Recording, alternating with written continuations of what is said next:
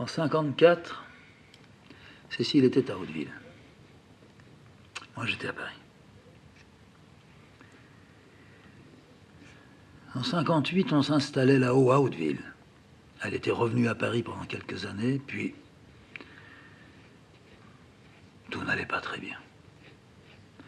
Mais à Paris, j'avais une possibilité de gagner un peu la nourriture. Alors, je travaillais. Je travaillais un peu avec des jeunes garçons et des petites filles. Et puis je tâchais de tenir avec les pauvres dessins que je pouvais faire. Je dis pauvres parce que je croyais et je ne croyais pas à ce que je faisais. Non seulement je démolissais, mais j'avais une telle barrière dressée devant moi que j'étais dans l'impossibilité de montrer, de tendre quelque chose que j'avais fait. Mais pourtant je faisais, et je faisais beaucoup. Et puis, en 58, tous les ans, depuis qu'elle était passée dans le sanatorium à Hauteville, et tout en étant revenue ensuite à Paris, tous les ans, on allait passer un mois là-haut. On louait une pièce. Ça lui faisait du bien.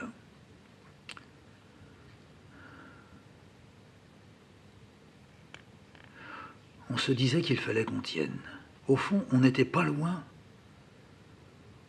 d'appliquer la décision « il faut arrêter ». Mais on n'arrête pas comme ça. Quand on a mis le doigt un peu dans l'engrenage, qui est que l'on se fait à ce que l'on parcourt, traverse, supporte, qu'il n'y a pas de raison d'abord pour que cela ne continue pas, pour ainsi dire indéfiniment, jusqu'à ce qu'on claque. Et si, par chance, on rue un peu dans les brancards, il n'y a pas beaucoup de propositions qui soient faites à l'intérieur de ce refus. Propositions que l'on se ferait soi-même. On est bloqué, coincé. Si on veut avoir un peu plus, il faut faire un peu plus ce que l'on attend de vous. Il faut vous plier. Il faut vous soumettre. Or, l'idée de la soumission, je ne la concevais en supposant qu'on puisse concevoir une soumission. Mais enfin, c'est vrai, il y avait de ça. Non seulement je n'étais prêt à me soumettre qu'à une condition, mais je me sentais soumis en travaillant pour moi, qu'en me mettant dans une difficile position qui m'entraînait dans une sorte de déconstruction du peu que j'avais réussi à maintenir. C'est-à-dire que j'allais, tôt ou tard, entraîner Cécile dans ce refus. Et je sentais bien qu'elle aussi avait ce refus en elle. Mais comment faire quand les deux sont fragiles? Quand les deux, quand il s'agit d'un couple, par exemple, mais ça pourrait être quand on est seul aussi. Mais quand un couple, dans le couple, on partage ce que l'autre pense, et que ce qui est pensé, c'est je ne sais pas ce que je veux, mais je sais vraiment ce que je ne veux pas. Qu'est-ce qui rentre dans le ce que je ne veux pas? Dans le ce que je ne veux pas, c'est là qu'il y a une frontière qui s'appelle d'ailleurs arrête, hein, c'est vrai. Dans le ce que je ne veux pas, il y a tout ce qui fait qu'on tient. Donc c'est rentrer dans une autre région où le tout ce que l'on ne veut pas est derrière et que on est dans une situation où on est totalement démuni, fragilisé au possible. Ça, c'est l'aspect, disons, désespéré. Mais il y a toute la puissance d'un espoir si l'on n'a pas un objectif, je veux arriver là. S'il n'y a pas d'objectif, il y a un espoir grandiose qui de temps en temps est un peu torpillé par l'anti-espoir, mais quelque chose fait qu'on est mené. Ce que l'on appelle plus fort que soi, c'est beaucoup plus fort que soi. Et peut-être que c'est là que s'agite en soi ce qui est ancestral. J'y tiens, moi, à ça. J'y tiens d'autant plus maintenant. Parce que maintenant, je n'ai aucune preuve de ça. Mais j'ai les marques de ça. Ouais. Quand je dis je me sens calciné, sûr, je suis calciné. Mais le peu qui reste, qui continue à cramer, le peu qui reste est beaucoup plus lourd, tout en étant beaucoup plus petit que ce qui a cramé et donc disparu.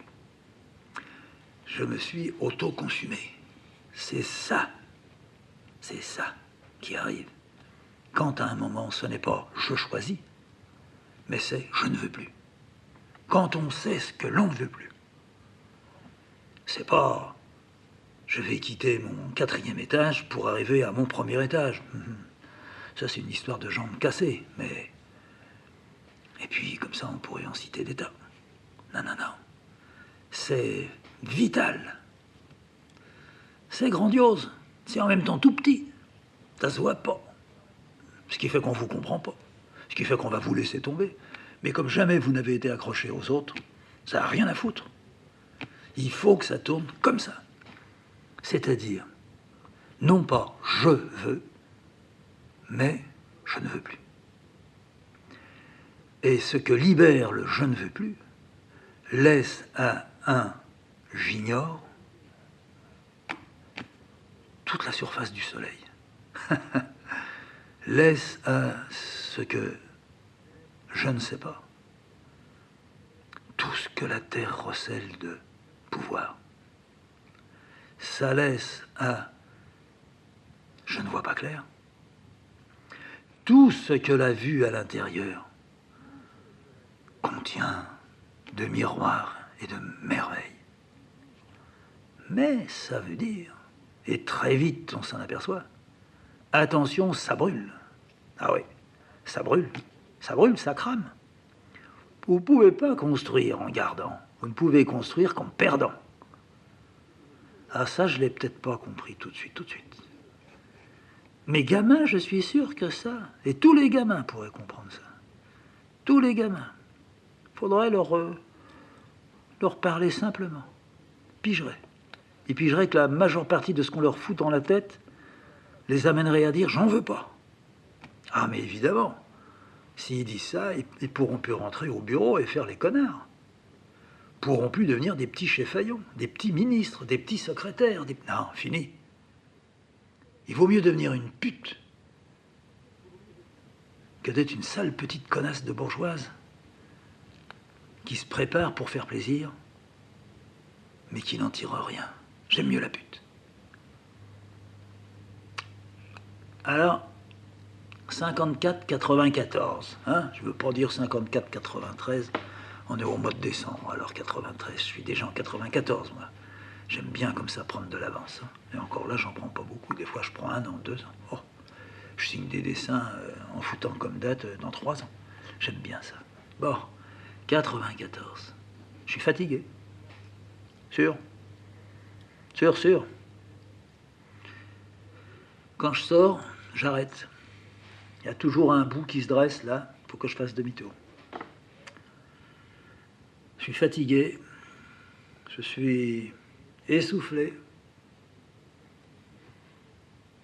j'ai un peu mal. Je m'en fous. C'est pas là que c'est. D'ailleurs, ça a ouvert encore d'autres choses qui vont cramer. Oui, vous savez. Enfin, vous savez. Disons, tu sais. Comme si je me parlais. Comme si j'étais mon frère. Ah, tu sais. Ça peut pas avancer si ça blesse pas. Voilà ce qu'il y a. Alors les chrétiens, ils disent, sans la souffrance, on ne comprend pas. Il y a du vrai. Mais même la souffrance, il faut la faire cramer. Alors c'est pas moi qui vais la faire cramer. Il faut la faire cramer par ce que l'on fait. Et comme ce que l'on fait, c'est quelque chose qui crame, comme ce que l'on fait, c'est quelque chose qu'on ne savait pas la seconde d'avant. Après, on arrange un peu la salade. Hein, on présente le plat pour qu'il soit acceptable. Mais dans le plat, on ne savait pas. Tous les légumes qui sont venus, tous les traits, tous les signes, tous les jardins qu'on a aperçus, qu'on n'avait jamais vus, qu'on ne reverra plus jamais, on les a saisis. On ne savait même pas qu'on les saisissait. Parce qu'on ne savait pas qu'on ne savait pas. Puis au fond, on ne savait pas qu'on savait. Alors on s'est mis, plof, dans un état de tâche qui fout pas le camp avec de la javel, mais qui fout le camp quand on se réveille. Ouais, j'ai l'air de rigoler. C'est à pleurer, ça. Mais c'est bien de pleurer. Il faut pleurer. Il ne faut pas faire pleurer. Ça, c'est terrible. Mais il faut pleurer soi-même. Pas sur soi. Pleurer. Ça coule. Ça vient. On ne sait pas d'où ça vient. Et maintenant,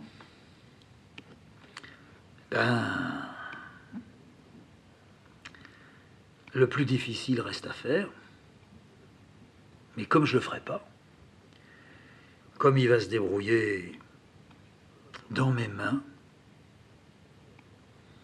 comme je vais le surprendre en me surprenant,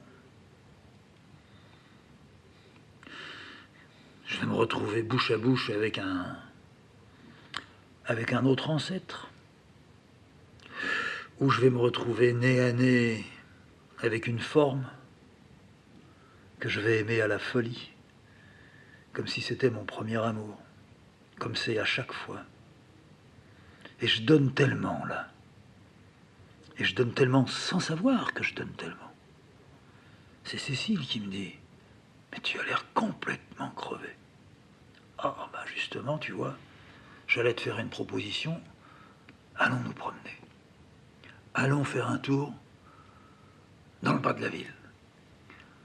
Allons du côté des jardins. Il y a des jardins en bas de la Châtre. Ah, il faudrait qu'un jour je parle de la Châtre. Ah, la sale ville que c'est. La sale ville que c'est, ça veut dire les sales gens qui mènent cette ville. Depuis le maire jusqu'à tous ces salopards de commerçants. Quelle saloperie de mentalité. Passons. Cette sale ville, c'est une belle ville. Ils sont en train de la tuer, mais c'est bien. C'est bien. Ça va cramer. Alors on descend. On passe par la place de l'Abbaye. C'est juste derrière la maison. De ma fenêtre, je peux voir les arbres de la place de l'Abbaye. Il y avait une abbaye, là. Il y avait des religieuses, là. Et de la place de l'Abbaye, il y a une vue assez vaste sur la petite vallée de l'Indre qui coule en bas, que l'on enjambe au bout de 200-300 mètres quand on a quitté la place de l'Abbaye et commencé à descendre la petite butte. Et puis dans le fond, on va commencer à voir les premiers peupliers. Et puis plus loin, d'autres arbres, sans doute des chênes, des châtaigniers. Puis encore plus loin, quelques imbéciles de petites villes. Puis après, une sorte de ligne d'horizon. puis si on a de la chance, il y aura de ces beaux nuages, comme on n'en trouve que par ici, qui sont chargés de toutes les questions du monde, qui viennent vers vous, qui vous disent « monte sur mon dos, viens, je t'emmène », et qui vous emmènent là où jamais on serait allé.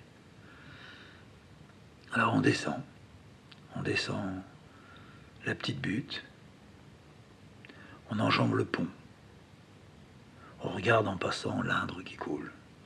C'est Selon. S'il n'a pas plu beaucoup, elle coule toute petite comme de l'huile. On voit les poissons qui cherchent à se faire prendre parce qu'il n'y a pas assez d'eau, alors ils préfèrent crever. Et puis s'il y a eu beaucoup de pluie, et puis que là-haut, vers Sainte-Sévère, là où elle prend à peu près sa source, l'Indre, alors il y a des flots qui passent. Ça roule de la terre jaune et marron et brune. Alors on voit plus les poissons. Ça donne envie de se foutre dedans à ce moment-là. On voit des deux côtés, à droite, à gauche, les anciens petits ateliers de tannerie. Ils étaient là. Ils frottaient. Ils faisaient ce que mon père sans doute disait qu'il faisait. C'est-à-dire, il faut faire. Seulement, je pense qu'il y avait une grande différence. C'est que mon père, il y a eu quelque chose de raté en lui. Alors que les gars d'ici, ou les femmes, c'était des femmes qui frottaient les peaux de mouton, qui les lavaient, qui les rinçaient, qui les salaient, qui les tannaient. C'est comme ça qu'il y a des tas de tanneries par ici. Et les femmes, si elles étaient comme je suis maintenant, elles avaient plaisir à tanner, même à avoir les mains froides et des gerçures, même à choper la bronchite. Elles n'attendaient qu'une chose, c'était que ça s'arrange pour revenir. Or que mon père, il n'attend qu'une chose, c'est de sortir de là où il est, pour aller vite dans un bistrot boire un coup, pour effacer ce qu'il a passé toute sa journée, et toutes ces milliers de journées qu'il a passées. Parce qu'il ne peut pas croire, il ne pouvait pas croire à ce qu'on lui disait. Même quand c'était des types, allez, vas-y, on va militer. Mon père, il militait pas. Mon père, il prenait sa carte, puis il allait se saouler. Il se saoulait parce qu'il avait pris sa carte. Alors, j'en suis certain. Alors, on traverse le petit pont. On arrive à un petit plat. Alors, si on veut, on va à gauche. On retrouve encore là-bas comme des grandes saignées dans la terre où passe de l'eau beaucoup plus sale. C'est une sorte d'égout à ciel ouvert qui vient rejoindre plus bas l'Indre. Mais on peut aussi aller à droite, ou bien faire le grand tour, comme on dit. On fait le grand tour, on parle tout le temps. On a la chienne, ça. On croise un ou deux qu'on connaît. Il y a un gros qu'on connaît qui est gentil. On se fait un signe de la main. Salut. Ça va? Cécile, elle regarde son jardin, un beau jardin. C'est un retraité. Alors il soigne son jardin. Alors Cécile dit, si c'est le temps des fraises. Vous avez des fraises qui sont plus belles que les miennes. Oh, non, ça c'est pas vrai. Qu'est-ce que vous y mettez, dit-il. J'y mets de l'engrais, Vous y mettez du fumier. Non, on est dans la ville, alors. Je mets pas de fumier, et puis j'ai pas de fumier. Si vous mettez pas du fumier, vous pouvez pas avoir de belles fraises. Mais elles sont bonnes quand même, quand il n'y a pas de fumier. Ouais. Puis dites donc, là, vos haricots ou vos tomates, elles commencent à venir, hein. Regardez, elles sont presque rouges, hein. Oui, et chez vous, moi je les ai cueillis. Déjà cueillis? Oui, mais là-haut, dans le haut de la ville, c'est sûr. Il fait pas le froid qu'il fait ici. Ici, il y a des fois de la bise qui passe. Ça retarde un peu tout. Je suis sûr que vous avez 8-10 jours d'avant. Oui, c'est vrai. Bon, on continue. Allez, bonne promenade, monsieur, dame. Allez, monsieur. Un peu plus loin, on croise encore un autre. 2-3 mots innocents. Gentil. Oh, c'est gentil. Et puis, il y a la grande allée des platanes. Il y avait avant un train qui passait. Une petite gare qui est là. Il n'y a rien maintenant. Il y a seulement de temps en temps un infirme dans une petite voiturette avec son petit chien qui court à côté de lui. Il fait des petits tableaux. Il les vend. J'en ai jamais commandé, j'ai pas envie. Il dit bonjour. Il est gentil, il a une bonne tête. Puis on croise une autre femme. Il y en a une, alors qu'on croise, on la connaît bien. On sait qu'elle a été opérée, mais elle ne sait pas qu'on sait qu'elle a été opérée. Elle n'a plus qu'un sein. Et pourtant, quand on la regarde, il y a les 2 pommes de chaque côté, là. Enfin, une pomme de chaque côté, il y a les 2 pommes en place, quoi. Qui fait que je me demande toujours quel est le côté qui lui manque le sein. Elle est pomponnée, elle est propette et tout. Travaille plus. Elle est un peu plus jeune que nous. Elle va bricoler dans son jardin. Elle se penche, elle montre ses jambes, elle vit bien. Sans doute qu'elle, elle a compris. C'est pour ça qu'elle s'en est tirée. Elle le porte dans son corps, dans son bonjour. Elle a un bonjour qui nous touche beaucoup. Il faudrait pouvoir dire à des gens comme ça, un jour quand vous passez par la rue Notre-Dame, arrêtez-vous à la maison. Pourquoi on dirait arrêtez-vous? Quand ils vont venir ici, ils vont dire qu'est-ce que vous faites? À ça, on ne va pas pouvoir répondre. Alors on n'a jamais dit venez, arrêtez-vous à la maison. Et puis elle non plus n'a jamais dit quand vous passez par la petite rue, je ne sais pas laquelle, où elle habite, bah arrêtez-vous donc un moment. Bah, on n'y est jamais passé. Puis quand on y est passé une fois, bah, on a essayé de ne pas se montrer, pour ne pas se faire arrêter. Alors on va du côté des jardins. On regarde tous ces jardins, tous ces hommes et femmes qui viennent là, après le boulot. Et je te retourne, et je te bute, et je te mets de l'engrais, et je te mets du fumier, et j'arrose, et je taille. Oh, magnifique. Magnifique. À croire que ce travail du soir efface le travail de la journée. L'inutilité d'un jour prend, à la fin de ce jour, tout le sens de la vie quand ils sont là. Ils cueillent ce qu'ils ont planté. Ils bouffent ce qu'ils ont cueilli et planté. Non seulement le goût est meilleur, mais ils tirent ça de la terre de leurs ancêtres. Ça, j'en suis certain. Peut-être que personne dès lors n'est venu cultiver ça ici à 100 ans, 200, 300 ans. Non, peut-être. Mais intimement, ils l'ont en eux, ça. Et quel que soit le champ dans lequel ils iront, à 20 km ou à 200 km d'ici, dès qu'ils auront planté la graine, quand ils la tireront et qu'ils la mangeront, il y aura dedans le sentiment de l'ancêtre. Eh bien, moi, j'ai la même chose. Si je dessine, si je ne me demande pas où est-ce que je pourrais aller là, parce que là, c'est foutu. Mais si je dessine, voilà. J'attends, je reçois. Je reçois, j'attends. Encore, je voudrais bien encore. Ah, ça vient pas. Alors j'arrête. Bah non, je continue. Eh bien, ce qui vient, ça vient du fond d'une terre. Du fond d'une terre, du fond d'un nuage. Ça vient pas de moi. Ça m'est donné, ça me traverse, ça passe sur le peuplard. Toc, c'est là.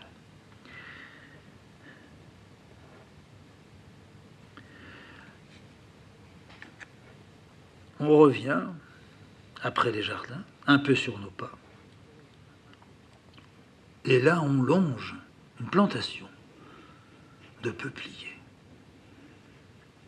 2 plantations. Il y en a une de plantation, alors là, une plantation rectiligne, avec en bas, au pied des arbres, une flopée de poules, de poulets, de coqs, d'oies, de canards, qu'on élève pour les bouffer. Quelqu'un fait ça pour lui. Les peupliers tremblent tout le temps. Bon, c'est tout. Puis voir des bêtes qu'on va bouffer, bon, on passe, on ne s'arrête pas. Un peu plus loin, sur le retour, en s'apprêtant à monter, revenant vers la place de l'abbaye, une autre plantation, beaucoup plus désordonnée, avec à ses pieds, de tous ces arbres peupliers, des buissons, des orties, mal tenus, mais les arbres sont très beaux. L'endroit est très humide, c'est pourquoi ils sont si grands. Et que l'on redoute qu'un jour on les trouve suffisamment grands pour les abattre. Là se trouve une véritable tribu, mais colossale, de corneilles ou de corbeaux, je ne sais pas. Je n'arrive pas à faire la différence entre le cri de la corneille et le cri du corbeau. Il me semble que ça se ressemble. Alors je vois bien les corneilles à l'église ici, mais quand je vois des corbeaux, qui sont peut-être des corneilles, mais que je trouve plus gros que les corneilles, alors je trouve que c'est peut-être ça le corbeau. Je vois des corbeaux, je ne comprends pas comment faire pour les différencier. Ils sont de la même couleur, le bec, selon les petites espèces à l'intérieur, le bec est plus long, le bec est plus épais, le bec est comme gravé, le bec est gris foncé, ardoise, puis le bec est noir de certains. Pour moi, tout ça, c'est corbeau. Déjà, les corbeaux, quand on était à la cour, me marquaient beaucoup. Enfin, nous avions une fascination. Parce que c'est pas seulement voler et croasser. Il y a quelque chose dans le corbeau, mais il y a quelque chose dans tous les oiseaux. Mais dans le corbeau, c'est plus profond. Je dirais que c'est plus ardu. C'est plus rustique, comme on disait aussi. En tout cas, on frôle la deuxième plantation des peupliers. On les entend. On voit leur nid là-haut, dans le haut des branches. Et puis, si c'est dans la soirée, ils sont tous revenus dans la maison. Et puis, famille par famille, ils volent au-dessus de leur propre nid. Et puis, ils se posent, ils vont passer leur nuit. Mais avant, quelle conversation! Quel discours! Au moins 1h30, 2 heures. Et je n'ai pas attendu tout le temps la tombée de la nuit. Ce sont de grands conteurs. Pas des bavards, des conteurs. Corbeau, il sait ce qu'il dit à l'autre. Puis il sait ce qu'il dit à lui. Mais le corbeau, il dit aussi à ses ancêtres.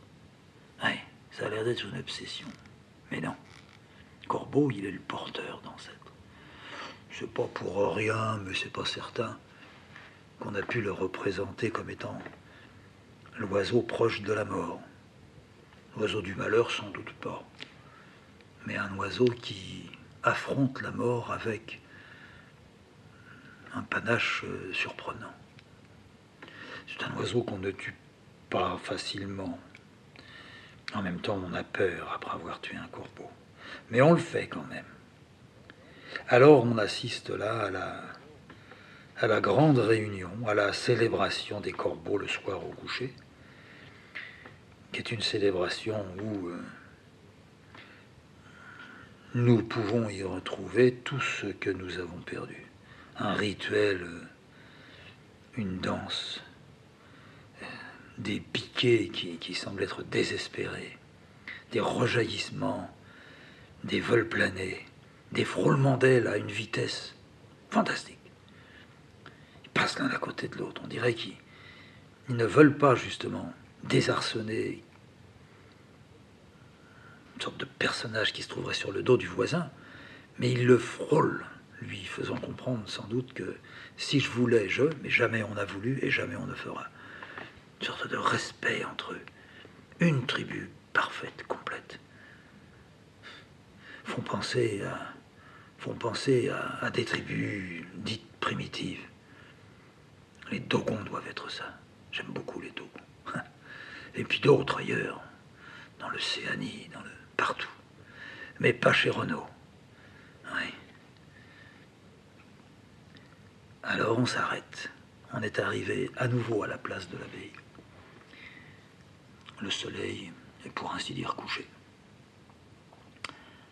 Et on assiste à la grande cérémonie qui précède la nuit. Et jusqu'à ce que le soleil ait totalement éteint ses rayons, continuant à voler au-dessus des peupliers et un peu plus loin, faisant d'un seul coup un grand parcours pour revenir au-dessus des peupliers, se posant sur le nid, mais très peu, quelques secondes, et hop, se réenvole.